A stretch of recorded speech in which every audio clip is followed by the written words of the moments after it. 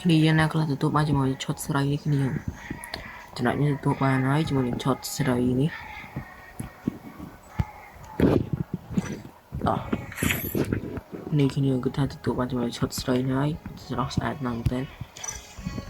ជាមួយឈុតនេះដែរថាយើងអាចយកពីកន្លែងនេះបានថនគេឲ្យយើងទៅការប្រពន្ធ mission ចំណេញថាប្រពន្ធគ្រប់អីចេះទទួលបាននេះគ្នាហើយតោះខ្ញុំទៅការប្រភេទគ្នាពីរបៀបនៃការយកធំយកកតាបឬយកកតាបគូទងបាននេះនេះចូលមកកន្លែងនេះមកនេះគ្នានេះរបៀបយកវាខ្ញុំប្រាប់មកអស់គ្នាចំណងចឹងទី1គឺថាយើងត្រូវការសម្រាប់ enemy ដែលប្រើខបបែកដែលដាក់ទៅលើ enemy នឹងគឺថារំតែម្ដងគាត់យើងគប់ខបបែកទៅលើ enemy ហើយរំចឹងណាយើងអាចទទួលបានជាមួយនេះចំនួន1អានេះគឺថាខ្ញុំអត់ទាន់ incomplete ទេចំណុចទី2គឺថាយើងគ្រាន់តែការ login ចូល game ទៅគឺថាទទួលបានហើយចំណុចមួយទៀតគាត់នឹងទៅការទៅយក item ពីក្នុង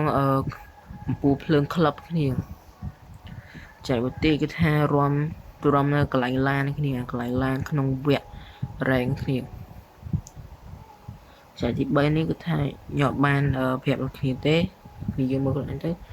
ចំណុចទី4ធ្វើការ upgrade skill unlock skill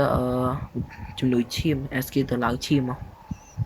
នឹងគ្នាថា upgrade skill unlock វាមាន2 skill គ្នា